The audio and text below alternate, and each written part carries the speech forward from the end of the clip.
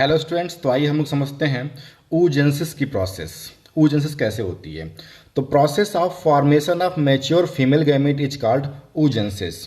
और ये जो oogenesis की प्रोसेस होती है ये जो है अलग होती है स्पर्मेटोजेनेसिस की तुलना में। स्पर्मेटोजेनेसिस की प्रक्रिया होती है मेल के अंदर और ये स्टार्ट होती है किशोरावस्था में, प्यूबर्टी स्टेज में। जबकि oogenesis की जो प्रोसेस होती है ये फीमेल में स्टार्ट होती है, और तो और जब ये फीमेल एम्ब्रियोनिक स्टेज में होती है, जब एक फीमेल चाइल्ड फीटल स्टेज में होती है अपनी मदर के यूट्रस के अंदर, उस समय पे ही जो है oogenesis की प्रोसेस स्टार्ट हो जाती है। जबकि मेल में स्पर्मेटोजेनेसिस की प्रोसेस जो है स्टार्ट होती है किशोरावस्था में, प्यूबर्टी स्टेज में।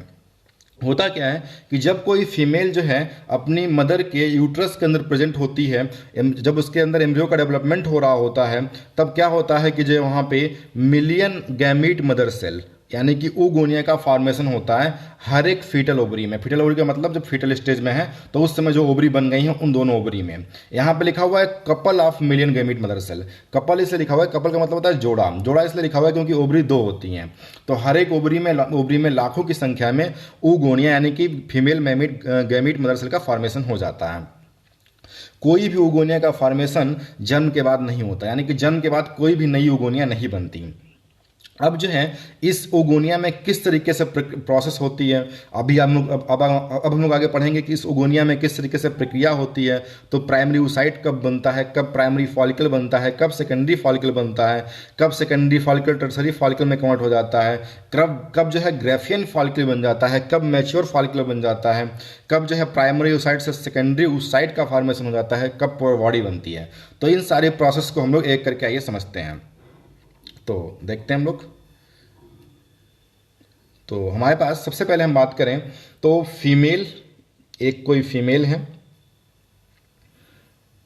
एक फीमेल है और ये फीमेल फीटल स्टेज में है यूट्रस के अंदर। ये है यूट्रस, ये आप जानते हैं यूट्रस है। ये यूट्रस में इस तरीके से फैलोपियन ट्यूब पाई जाती है, आप जानते हैं। और इस यूट्रस के अंदर जो है यहाँ पे फीमेल चाइल्ड है। फीमेल चाइल्ड है जो कि एम्ब्रियोनिक स्टेज में है, फीटल स्टेज में है। इस फीमेल, जब ये यूट्रस के अंदर ही फीमेल चाइल्ड होती है, तब इस फीमेल की जो ओवरी हैं, जब दो ओवरी का फॉर्मेशन हो चुका है, इसकी जो ओवरी हैं, इन ओवरी के अंदर जो है फॉर्मेशन होता है गैमीट मदर सेल का, oogonia का। और यहाँ पे जो oogonia बनती हैं, ये oogonia जो बनी हुई हैं, ये oogonia जो है बनती हैं यहाँ पे लाखों की संख्या में। यहाँ पे 1000 ऑफ oogonia का फॉर्मेशन होता है। यहाँ पे लाखों की संख्या में oogonia का फॉर्मेशन होता है इस जगह पे। फीमेल जब जो है यूट्रस के अंदर होती है अपनी मदर के, और उस समय पे फीटल स्टेज में उसकी दोनों ओवरी में लाखों की संख्या में oogonia बनती हैं, मिलियंस ऑफ oogonia बनती हैं। oogonia को ही बोलते हैं हम लोग फीमेल गैमीट मदर सेल। इसको बोलते हैं फीमेल गैमीट मदर सेल बोलते हैं इसको, फीमेल गैमीट मदर सेल बोलते हैं इसको। तो ये oogonia का फॉर्मेशन होता है यहाँ पे। अब इस oogonia में किस तरीके से प्रोसेस होगी, तो ये आपकी बनाई हमने एक oogonia। एक सेकेंड, दूसरे पेन से बनाते हैं। ये आपकी जो है हम बना रहे हैं, ये है एक oogonia। ये एक oogonia है, ये oogonia है एक। oogonia मतलब फीमेल गैमीट मदर सेल, ठीक है। अब होता क्या है कि इस oogonia के अंदर जो है मियोटिक डिवीजन यानी कि मियोसिस स्टार्ट होती है। इसके अंदर मियोसिस स्टार्ट होती है, और यहाँ पे जो मियोसिस स्टार्ट होगी, मियोसिस फर्स्ट स्टार्ट होती है। अब मियोसिस फर्स्ट स्टार्ट होती है तो ये oogonia जो है, जो अभी डिवीजन नहीं हुआ है, मियोसिस खत्म नहीं हुई है, तो ये 2n कंडीशन रहेगी, यानी डिप्लॉयड कंडीशन रहेगी। अब आगे चल के पढ़ेंगे, जब तक मियोसिस नहीं होती तो डिप्लॉयड कंडीशन होती है। तो जब मियोसिस फर्स्ट में स्टार्ट होती है, तब जो है ये oogonia कन्वर्ट हो जाती है प्राइमरी oocyte में। ये यहाँ पे प्राइमरी oocyte में कन्वर्ट हो गई। प्राइमरी oocyte में भी कंडीशन 2n ही है। अब जो है इतना होने के बाद ये जो है आगे प्रोसेस नहीं होती, ये प्रोसेस जो है यहाँ पे टेम्प्रोरी जो है अरेस्ट हो जाती है, रुक जाती है। और जिस मियोसिस फर्स्ट के जिस स्टेज में ये प्रोसेस रुकती है, उस स्टेज का नाम होता है प्रोफेज फर्स्ट। तो मियोसिस फर्स्ट स्टार्ट तो ही है और प्राइमरी oocyte का फॉर्मेशन भी हो गया है। यहाँ पे कंडीशन 2n ही है अभी, लेकिन ये प्रोफेज फर्स्ट में क्या हो गई कि प्रोफेज फर्स्ट पी फर्स्ट में ये स्टॉप हो गई, रुक गई है। प्रोफेज फर्स्ट के आगे प्रोसेस नहीं हो रही है, ये प्रोफेज फर्स्ट पर रुक गई है। अब जो है हमारे पास प्राइमरी oocyte है। अब हमारे पास ये प्राइमरी oocyte है। अब होता क्या है कि जो है ये जो प्राइमरी oocyte है, इस प्राइमरी oocyte में जो है इसके प्राइमरी oocyte के चारों तरफ जो है ग्रेनुलोसा सेल्स की लेयर बनती हैं। ये जो है प्राइमरी oocyte, ये आपकी प्राइमरी oocyte, और इस प्राइमरी oocyte के चारों तरफ कुछ लेयर्स ऑफ सेल का फॉर्मेशन होता है। उन सेल्स के लेयर को हम लोग बोलते हैं ग्रेनुलोसा लेयर्स। ये इस तरीके से लेयर बन गई, एक हमने कंटिन्यूस लेयर बना दी है समझने के लिए, तो एक लेयर का फॉर्मेशन हो गया यहाँ पे। और यहाँ पे जिन सेल्स की लेयर बनी है ये, इसको बोलते हैं हम लोग ग्रेनुलोसा सेल्स। आपके इन साइड में मेंशन है ग्रेनुलोसा सेल्स, इतना ही लिखा हमने, ग्रेनुलोसा सेल्स लिखा हुआ है ये, ठीक है। तो यहाँ पे ग्रेनुलोसा सेल्स की लेयर बन जाती है, लिख लेते हैं चाहे तो ग्रेनुलोसा सेल्स ये। तो यहाँ पे ग्रेनुलोसा सेल्स क्लियर बन जाती है। अब जो यहाँ पे रेड कलर से बनाया हमने प्राइमरी oocyte, जहाँ देख पा रहे हैं रेड कलर से प्राइमरी oocyte बनाया है, इसके यहाँ पे भी प्राइमरी oocyte प्रेजेंट है। अब ये प्राइमरी oocyte जो कि कवर्ड है ग्रेनुलोसा सेल्स के लेयर से, अब इस प्राइमरी oocyte जो कि कवर्ड है ग्रेनुलोसा सेल्स के लेयर से, अब इसका नाम हो जाता है प्राइमरी फॉलिकल। अब ये बन गई आपकी प्राइमरी फॉलिकल। तो primary oocyte covered by granulosa cells layer is known as primary follicle. तो यहाँ पे फॉर्मेशन हो गया प्राइमरी फॉलिकल का। आगे देखते हैं कैसे काम होना है, आगे बात करते हैं हम लोग। तो ये आपका जो है प्राइमरी फॉलिकल बन गया, ये प्राइमरी फॉलिकल का फॉर्मेशन हो गया है। अब क्या होता है, अब जो है जो प्राइमरी फॉलिकल बनी है, ये जो है प्राइमरी फॉलिकल जो है प्रेजेंट रहती हैं। अब जो है वो फीटस जो है वो एम्ब्रियोनिक स्टेज अब जो है डेवलप हो गई है। अब जो है उस बच्ची का जन्म होता है। अब उस बच्ची का जन्म होता है, उसका बर्थ होता है। तो बच्ची का जन्म होगा तो क्या होगा, आफ्टर बर्थ देखते हैं क्या होता है। आफ्टर बी मतलब बर्थ, बर्थ के बाद क्या होगा, बर्थ के बाद जो है बर्थ से लेके प्यूबर्टी स्टेज तक, प्यूबर्टी मतलब किशोरावस्था तक, प्यूबर्टी स्टेज तक, किशोरावस्था तक जो है हर एक ओवरी के अंदर जो ये प्राइमरी फॉलिकल है ना, ये प्राइमरी फॉलिकल जो है 60 से 80 हज़ार ही शेष बचती हैं। 60 से 80 हज़ार ही प्राइमरी फॉलिकल बचती हैं हर एक ओवरी में। अगर एक ओवरी में 60 से 80 हज़ार है तो दो ओवरी में हो जाएंगी 1,20,000 से 1,60,000 तक, यानी कि 60 to 80,000 तक जो है प्यूबर्टी के बाद जो है जो फीमेल जो यूट्रस में थी, अब जो है प्यूबर्टी में उसका जन्म हो गया है और उसको किशोरावस्था में पहुंच गई है, यानी कि बड़ी हो गई है। तब जो है बड़े होने के बाद उसकी हर एक ओवरी में सिर्फ 60,000 से 60,000 से 80,000 तक जो है ये प्राइमरी फॉलिकल प्रेजेंट रहती हैं। बाकी सारी की सारी प्राइमरी फॉलिकल हो जाती हैं डीजनरेट। बाकी सारी प्राइमरी फॉलिकल क्या हो गई, डीजनरेट हो गई। तो प्राइमरी फॉलिकल को जिस तरीके से बनाया था हम लोगों ने, प्राइमरी फॉलिकल ये थी प्राइमरी फॉलिकल आपकी, ये इस तरीके से ये प्राइमरी फॉलिकल थी। और इस प्राइमरी फॉलिकल के ऊपर जब ग्रेनुलोसा सेल्स की लेयर बन गई थी तब इसका नाम हमने प्राइमरी फॉलिकल बोला था। तो ये पहले अंदर जो रेड कलर से बनाया है वो पहले प्राइमरी oocyte थी, और प्राइमरी oocyte के ऊपर जब ग्रेनुलोसा सेल्स की लेयर बन गई तब इसका नाम हो गया था प्राइमरी फॉलिकल। तो ये प्राइमरी फॉलिकल एक फीमेल के अंदर बची हुई हैं 120,000 से लेके 160,000 तक, यानी कि जो है 1,20,000 से 1,60,000 तक, और हर एक ओवरी में 60,000 से 80,000 तक ये रेंज है इसकी। तो ये प्राइमरी फॉलिकल जो है इतनी जो है प्यूबर्टी तक मिलती हैं, प्यूबर्टी में प्रेजेंट होती हैं। आगे बात करते हैं हम लोग। अब जो है इस प्राइमरी फॉलिकल के ऊपर और ग्रेनुलोसा लेयर का फॉर्मेशन होता है। ये प्राइमरी फॉलिकल बनाते हैं फिर से, ये आपकी प्राइमरी oocyte, इस प्राइमरी oocyte के ऊपर एक ग्रेनुलोसा लेयर्स बनाई हमने, इसके ऊपर और लेयर का फॉर्मेशन होता है। तो इस प्राइमरी फॉलिकल के ऊपर और लेयर का फॉर्मेशन हो गया इस तरीके से।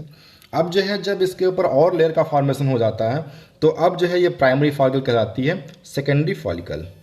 अब इस प्राइमरी फॉलिकल का नाम प्राइमरी फॉलिकल ना रहा, इसका नाम हो गया अब सेकेंडरी फॉलिकल। अब ये सेकेंडरी फॉलिकल आगे और डेवलप होती है, और आगे डेवलप होकर बनाती है ये टर्सरी फॉलिकल। लेकिन ये टर्सरी फॉलिकल जब बनाएगी तो किस तरीके से बनाएगी उसको देखते हैं हम लोग। प्राइमरी फॉलिकल के बाद बन गई सेकेंडरी फॉलिकल, और सेकेंडरी फॉलिकल में आप देख पा रहे हैं कि एक और लेयर बना दी है ब्लैक कलर से, इसलिए इसका नाम सेकेंडरी फॉलिकल है। अब क्या होता है, सेकेंडरी फॉलिकल जो है और डेवलप होगी। पहले आपके पास क्या था, पहले आपके पास प्राइमरी oocyte था, प्राइमरी oocyte। जब इसके ऊपर ग्रेनुलोसा लेयर बन गई तो प्राइमरी फॉलिकल हो गई, जब इसके ऊपर और लेयर बन गई तो सेकेंडरी फॉलिकल हो गई, और लेयर बन गई सेकेंडरी फॉलिकल हो गई। अब ये टर्सरी फॉलिकल कब कहलाएगी, अभी बात करते हैं इसके बारे में। ये जो है टर्सरी फॉलिकल कब कहलाएगी, और डेवलप हो चुकी है, ये काफ़ी डेवलप हो चुकी है, और ये काफ़ी डेवलप कर देते हैं इसको, और ये इसके ऊपर बहुत सारी सेल्स की लेयर बनी हुई है, ये काफ़ी डेवलप हो चुकी है इस तरीके से ये। अब इसको टर्सरी फॉलिकल हम लोग कब कहेंगे, इसको टर्सरी फॉलिकल हम लोग तब कहेंगे जब जो है इसके अंदर एक फ्लूइड से भरी हुई कैविटी नज़र आने लगती है। तो इसके अंदर फ्लूइड से भरी हुई कैविटी जो नज़र आती है उसको बोलते हैं एंट्रम। तो ये कैविटी बना रहे हैं आपको वहाँ पे, ये बन रही कैविटी, ये देखिए ये फ्लूइड से भरी हुई एक कैविटी बन गई है। और ये फ्लूइड से भरी हुई जब कैविटी नज़र आएगी तो इस फ्लूइड से भरी हुई, अरे एक मिनट, हाँ आ गया। तो इस फ्लूइड से भरी हुई कैविटी को हम लोग बोलते हैं, दूसरा कलर लेते हैं, इस फ्लूइड से भरी हुई कैविटी को हम लोग बोलते हैं एंट्रम। फ्लूइड फिल्ड कैविटी बन गई, इसको बोलते हैं एंट्रम। और जब एंट्रम का फॉर्मेशन हो जाता है तब हम कहते हैं कि ये टर्सरी सेकेंडरी फॉलिकल कन्वर्ट हो चुकी है किसमें, टर्सरी फॉलिकल में। तो इस तरीके से यहाँ पे टर्सरी फॉलिकल का फॉर्मेशन हो जाता है। तो अगर जो है फ्लूइड फिल्ड कैविटी नजर आती है एंट्रम, तब उसको बोलते हैं हम लोग टर्सरी फॉलिकल। तो रेड कलर से बनाया जो वो प्राइमरी oocyte है। जब उसके ऊपर ग्रीन लेयर बन गई तो इसको बोला, सॉरी रेड कलर से बनाया जो हमने वो प्राइमरी oocyte है।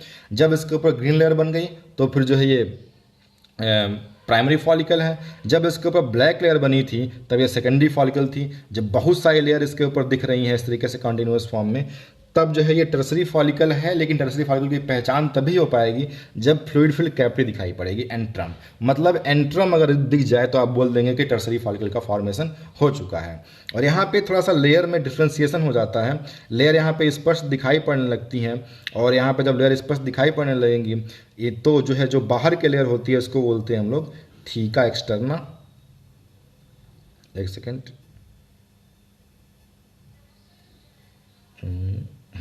जो बाहर के लेयर होती है उसको हम लोग बोलते हैं theca externa, theca externa, externa.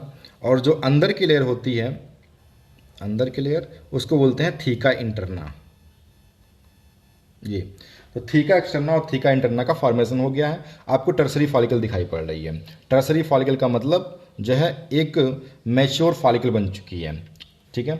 लेकिन ये अभी इतनी मैच्योर नहीं हो पाई है कि इसका जो है इसके अंदर जो है अभी और जो है प्रोसेस हो पाए, ओवुलेशन वाली प्रोसेस हो पाए, एग इससे रिलीज हो पाए। तो अब जो है ये टर्सरी फॉलिकल जो है और मैच्योर होगी, और अब और मैच्योर होगी तो उसको बोलेंगे ग्राफियन फॉलिकल, या उसको बोलेंगे हम लोग फुल्ली मैच्योर ग्राफियन फॉलिकल। लेकिन उस प्रोसेस तक पहुंचने से पहले, उस प्रोसेस तक पहुंचने के से पहले जो इसके अंदर प्रेजेंट है प्राइमरी oocyte, जो रेड कलर से बनाया है, तो जो इसके अंदर प्रेजेंट है प्राइमरी oocyte, ये प्राइमरी oocyte क्या होती है, ये ग्रो करती है। और ग्रो करने के बाद जो है ये प्राइमरी oocyte ग्रो करने के बाद जो है मियोसिस फर्स्ट कंप्लीट हो जाती है। इसमें देखते हैं कैसे होता है। तो प्राइमरी oocyte को ग्रो कराते हैं हम लोग,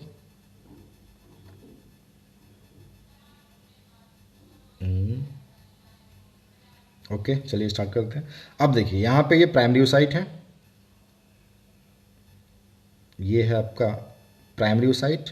ये प्राइमरी oocyte ग्रो करती है, मतलब साइज में बड़ी होती है। तो ये प्राइमरी oocyte आपकी ये साइज में बड़ी हो गई। इसके अंदर ही टर्सरी फॉलिकल के अंदर ही ये प्राइमरी oocyte ग्रो करती है। और ग्रो करने के बाद जो है इसमें मियोसिस फर्स्ट जो है, मियोसिस फर्स्ट जो रुक गया था, मियोसिस फर्स्ट वो यहाँ पे कंप्लीट हो जाता है। आप पता है जब मियासिस कंप्लीट होती है तो दो नई सेल का फॉर्मेशन होता है। तो मियासिस होगी फर्स्ट वाली, जब कंप्लीट होगी दो नई सेल बनेंगी, जब सेकंड वाली कंप्लीट होगी तो फिर 2 से 4 बन जाएंगी। तो वो भी कैसे होता है यहाँ पे कुछ अलग तरीके से होता है, उसके बारे में बात करेंगे हम लोग आगे। तो यहाँ पे जब मियासिस फर्स्ट कंप्लीट होगी तो फिर जो है इस एक प्राइमरी oocyte से यहाँ पे 2 नई सेल बनेगी, एक सेल बड़ी बनेगी और एक सेल छोटी सी बनती है। एक सेल छोटी सी बनती है, एक मिनट, एक सेल छोटी सी बनती है। जो बड़ी सी सेल बनती है इसको बोलते हैं सेकेंडरी oocyte, और छोटी सी बनती है उसको बोलते हैं पोलर बॉडी। ये जो पोलर बॉडी बनी है ये डिजनरेट हो जाएगी, खत्म हो जाएगी, या दोबारा डिवाइड भी कर सकती है जब यहाँ सेकंड होगी। तो इसके बारे में भी निश्चित नहीं है क्या होता है इसका, डिवाइड करेगी कि नहीं डिवाइड करेगी, या डिजनरेट हो जाएगी, तो ये निश्चित नहीं है। एनसीईआरटी में भी मेंशन है कि निश्चित नहीं है कि जो पोलर बॉडी बनती है वो जो है कैसी रहेगी। अब जो ये छोटी सी बनती है पोलर बॉडी और सेकेंडरी oocyte बड़ी बनती है। बड़ी इसलिए बनती है क्योंकि सारा का सारा न्यूट्रिशन इस सेकेंडरी oocyte के पास ही चला जाता है। जो प्राइमरी oocyte डिवाइड करेगी ये, तो सेकेंडरी oocyte के अंदर सारा न्यूट्रिशन चला जाएगा, क्योंकि इसको आगे जो है काफ़ी काम करना है, इसमें फर्टिलाइजेशन होना है, मियाइज सेकंड होनी है, तो सारा काम इसी का है, इस पोलर बॉडी का काम नहीं है। ठीक है, तो इतनी बात आपको समझ में आई। तो यहाँ पे मियोसिस फर्स्ट जो है कंप्लीट हो चुकी है, और इस टर्सरी फॉलिकल के अंदर सेकेंडरी oocyte का फॉर्मेशन हो चुका है, क्योंकि प्राइमरी oocyte में मियोसिस फर्स्ट कंप्लीट हुई है, तो यहाँ पे सेकेंडरी oocyte का फॉर्मेशन हो चुका है, पोलर बॉडी बन चुकी है। नेक्स्ट पार्ट पढ़ते हैं हम लोग। ये तो ये था आपका। अब जो है आगे की प्रोसेस देखते हैं। ये आपके पास अब सेकेंडरी oocyte है। अब ये सेकेंडरी oocyte बन गई है और अभी भी लेयर्स प्रेजेंट हैं। अब इस सेकेंडरी oocyte के ऊपर होगा क्या, अब इस सेकेंडरी oocyte के ऊपर एक और लेयर का फॉर्मेशन होगा, और उस लेयर को बोलते हैं हम लोग जोना पेल्यूसिडा लेयर। यहाँ पे एक और लेयर का फॉर्मेशन हो गया ये, और इस लेयर का नाम होता है जोना पेल्यूसिडा लेयर, ZP, जोना पेल्यूसिडा लेयर का फॉर्मेशन हो गया यहाँ पे।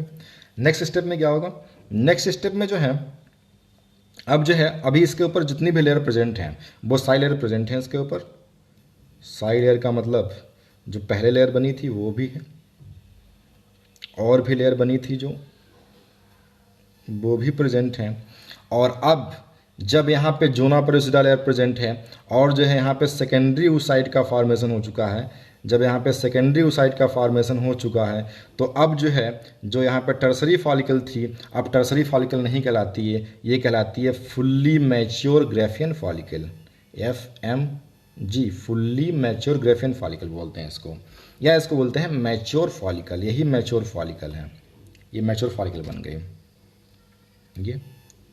ये आपकी मैच्योर फॉलिकल बन गई। अब क्या होता है, ये फुल्ली मैच्योर ग्राफियन फॉलिकल में जो है 14 डेज ऑफ मेंस्ट्रुअल साइकिल पे होती है। इसमें जो है 14 डेज ऑफ मेंस्ट्रुअल साइकिल पे इसके अंदर जो है क्या होती है, स्प्लिटिंग होती है इसकी फुल्ली मैच्योर ग्राफियन फॉलिकल की। और जब इसकी स्प्लिटिंग होगी, जब इसकी स्प्लिटिंग होगी तो इसके अंदर जो सेकेंडरी oocyte प्रेजेंट है वो सेकेंडरी oocyte जो है यहाँ से रिलीज हो जाएगा। एक सेकेंड, यहाँ सेकेंडरी oocyte रिलीज हो जाएगा, और ये सेकेंडरी oocyte जो है ये बाहर आ गया। ये सेकेंडरी oocyte यहाँ से बाहर आ गया, और सेकेंडरी oocyte का रिलीज होना ही कहलाता है ओव्यूलेशन। सेकेंडरी oocyte को ही बोलते हैं ओवम, ये एनसीईआरटी में यहाँ पे आपके लिखा हुआ है, इसी को बोलते हैं ओवम। और ये सेकेंडरी oocyte यहाँ से रिलीज हो गई है, और इस प्रोसेस को बोलते हैं क्या हम लोग, ओव्यूलेशन। इस सेकेंडरी oocyte के ऊपर प्रेजेंट है लेयर, जिस लेयर के साथ ये बाहर आई है उस लेयर का नाम है जोना पेल्यूसिडा लेयर। ये इसके ऊपर जोना पेल्यूसिडा लेयर भी प्रेजेंट है। अब ये जो है सेकेंडरी oocyte यानी कि ओबम जो है, इस सेकेंडरी oocyte ओबम में मियोसिस सेकेंड भी होती है, मियोसिस सेकेंड होती है, फिर से दो सेल बनती हैं। एक सेल को बोलते हैं एग यानी कि oocyte यानी कि फीमेल गैमीट, और दूसरी सेल को बोलते हैं पोलर बॉडी। जब लेकिन ये सेकेंड मियोटिक डिवीजन तब होती है जब इस ओबम यानी कि सेकेंडरी oocyte से इसके पास जो है एंट्री हो जाती है, इसके अंदर जो है या इसके पास पहुंच जाता है जब स्पर्म, तो स्पर्म जब पहुंच जाएगा तब जाके जो है यहाँ पे सेकेंड मियोटिक डिवीजन कंप्लीट होगी। ये था आपका ओवरऑल oogenesis के बारे में। उम्मीद करते हैं समझ में आया होगा। इसमें एनसीईआरटी की हमने एक लाइन कवर की है। आप एनसीईआरटी से रीडिंग करेंगे तो जैसे जैसे हम बता रहे हैं वैसे वैसे आप एनसीईआरटी की रीडिंग करते जाएंगे, उसको पढ़ते जाएंगे, देखते जाएंगे इन फिगर्स को, तो आपको आसानी से समझ में आ जाएगा। Thank you.